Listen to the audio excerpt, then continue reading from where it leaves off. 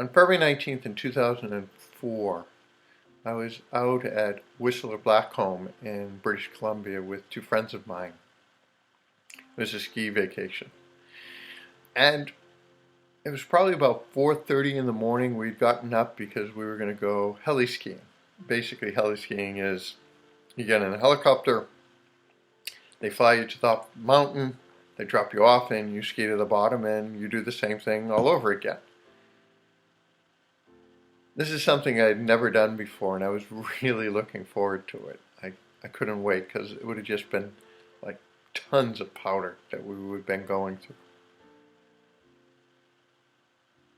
So as I was getting dressed, getting ready to meet up with the company that was taking us, I got a phone call from my sister. She said, Dad's taking a turn for the worse where it doesn't look like he's going to make it this time. So I did what I needed to do. I started making the phone calls. I called the airline first to see if I could change my flight to get home that day. I called the taxi service to get me from where we were down to the airport in Vancouver, and I called a friend of mine, Father Paul Clifford, to pick me up in Logan Airport, so my family wouldn't have to, deal with me.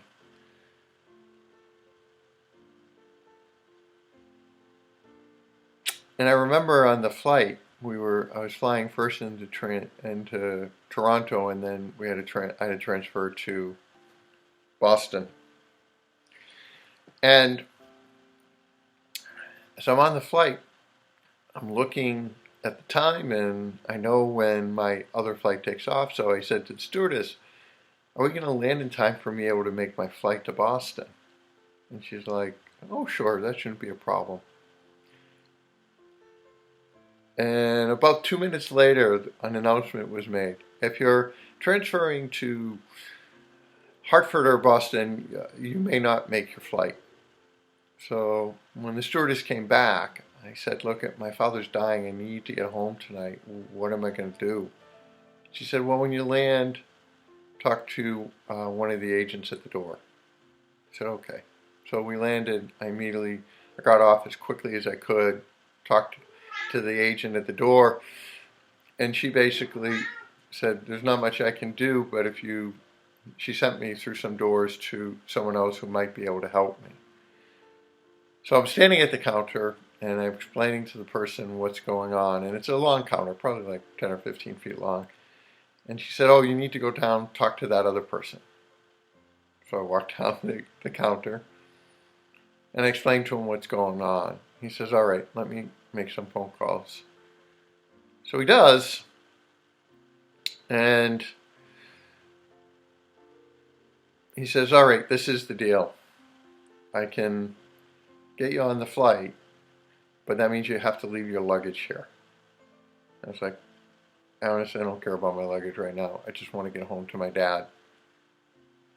He's like, okay, we can make that happen. So he actually took me right to customs, got me through customs as fast as I think I've ever been through customs in my life, and actually brought me all the way to the door.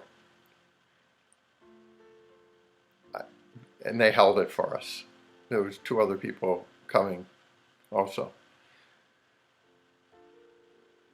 And I remember as I was both on the flight from Vancouver to Toronto and from Toronto to Boston, my prayer really was, Lord, just take him. My dad's suffered enough.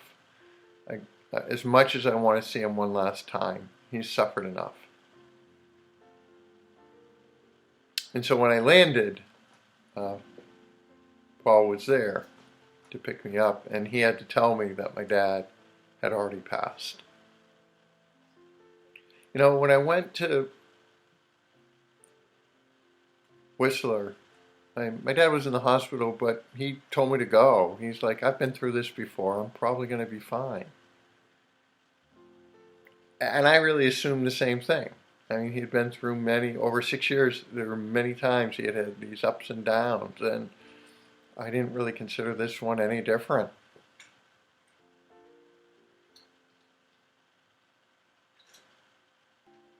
But it was.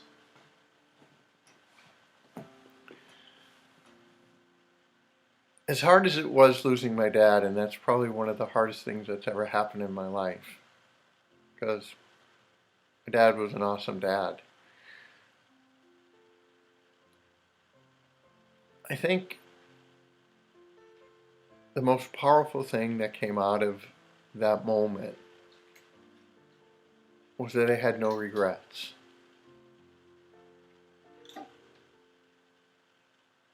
While my dad was sick, I was there for him. I was there for my mom. When I was going to school, even though I wasn't around, I was calling a few times a week just to talk to him, see how he was doing. And when I could come back, I basically give my mom a break and let her just go off and be somewhere else and just spend that time with my dad. And when I got back from school and I was director of the Office for Worship, I was driving out at least twice a week to visit him. I had nothing to regret. I took the most of the time I could with my dad and I made the most of it. And it was truly a blessing.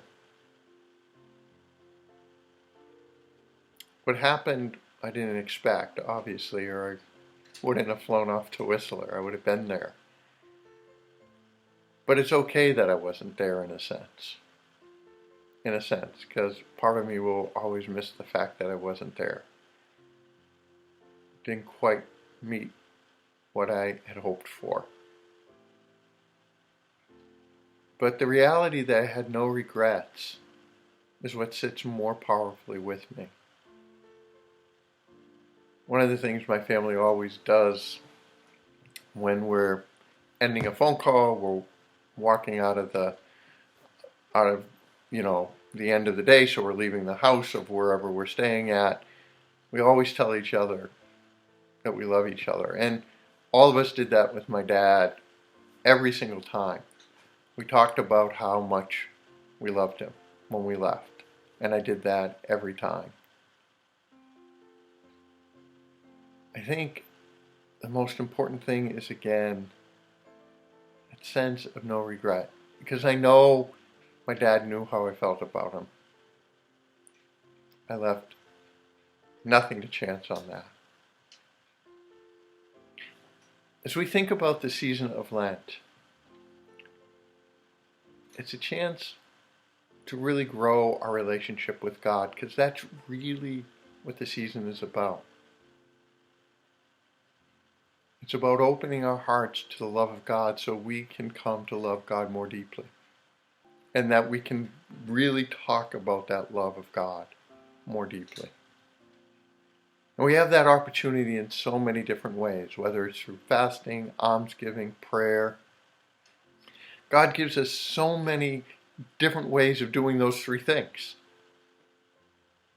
And they're all about growing our relationship with God. They're not about just praying to pray or fasting to fast or giving money away to give money away.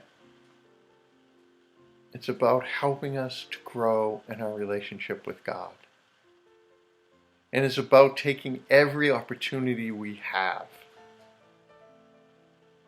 to make that happen.